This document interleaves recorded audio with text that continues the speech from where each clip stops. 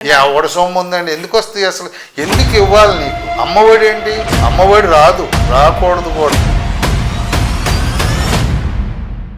అంటే ఈ పరిశోధనలు చేశారని అంటున్నారు కదా, గవర్నమెంట్ ప్రభుత్వం మిమ్మల్ని గుర్తించిందా? పరిశోధనలు చేయబట్టే కదా 22 మందికి మనం పిహెచ్డి ఇవ్వగలిగాము. ఒక మంచి ట్రస్ట్ని కూడా నడుపుతున్నారని చెప్పేసి, అసలు ఏంటి ఆ ట్రస్ట్ ఏంటి? ఎన్ని సంవత్సరాల నుండి ఈ ఫీల్డ్లో ఉన్నారు? నేను చూస్తుంటాను, 1-2 సార్లు ఆటోలో మాట్లాడతాను. సార్ నేను పాలిటెక్నిక్ చదివేటప్పుడు లెక్క చేయకుండా అటు ఇటు తిరిగేసి బాగా చదువుకున్నాడు, అమాయకం అయిపోతున్నాడు. వీడికి ఎవరు ఉద్యోగం ఇస్తారో 10 ఏళ్ళు ఇచ్చినా చాలు ఉద్యోగంలో జాయిన్ అవుదామని. జనాభాకు తగ్గట్టుగా ఉద్యోగాలు అంటే అయ్యే పరిస్థితి కాదు. పిల్లలకు ఫీజు స్కూలుకి కట్టాలి, కానీ నీ ఒళ్ళో వేయటమేంటి? అది నీ ఒళ్ళో ఎత్తి నీ ఒళ్ళో నుంచి మీ ఆయన ఒళ్ళోకి వెళ్ళి మీ ఆయన నుంచి మందు షాప్కి వెళ్ళింది. అయినప్పటికీ నీ దగ్గర డబ్బులు లేకపోతే నువ్వు ఎవరినే ఎక్కడ వేస్తున్నావు? ఎత్తుకెళ్ళి కాన్వెంట్లో వేస్తున్నావు. ఆడికేమీ రాదు, చెప్పేవాళ్ళకి కూడా ఏమీ రాదు. నన్ను అడిగితే స్కూల్లో ఉన్నవాళ్ళు అందరూ కూడా ఎక్స్పీరియన్స్డ్ ఎలిజిబుల్ ఉన్నవాళ్ళు వాళ్ళు. అయినా ఈయన్ని నమ్మవు, వెళ్ళి అక్కడ వేస్తావు. ఎందుకంటే టక్కు టై షూ వేస్తేనే వాడు లెక్క. చేపను పట్టుకోవడం నేర్పాలి, కానీ చేపను తింటం కాదని.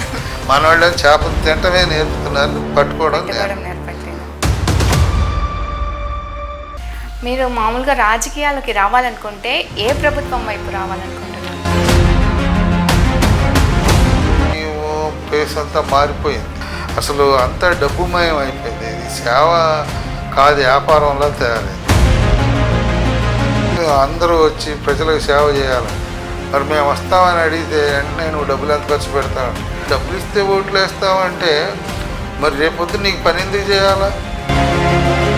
ప్రజల యొక్క ఆమోదం ఉన్నాడే నాయకుడు అని ఆ రోజు చెప్పారు. ప్రజా ఆమోదం ఉన్నాడు నాయకుడు అంటే ఈరోజు ప్రజా ఆమోదం కాదు, ప్రజా ఓటుని ఎవరు ఎంతమంది ఎక్కువ పెట్టుకోగలరో వాళ్ళే నాయకుల్లాగా తయారై. నేను చూసిన ఫార్మాలిటీ అంటే దౌర్భాగ్యం ఏంటంటే ఉపాధ్యాయులకు ఫార్మాలిటీ ఉండదు. నేను 22 పిహెచ్డీలు ఇచ్చాను, నాకు ఎవడే ఫార్మాలిటీ ఇవ్వాలా? మరి ఇదే టీచరు ఏ దీనికి వెళ్ళినా అన్ని ఫార్మాలిటీ ఇవ్వాల్సిందే. సబ్ రిజిస్టర్ ఆఫీస్కి వెళ్ళినా ఇవ్వాలి, లేకపోతే అంటే మున్సిపాలిటీకి వెళ్ళినా ఇవ్వాలి.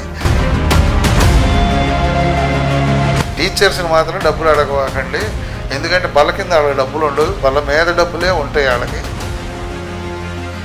ఒక రకంగా చెప్పాలంటే ప్రజలు రాజకీయము అందరూ కలిపి సమ్మిళితమై బాధ్యతారహితం నుండి సమాజాన్ని నాశనం చేసుకుంటున్నారు.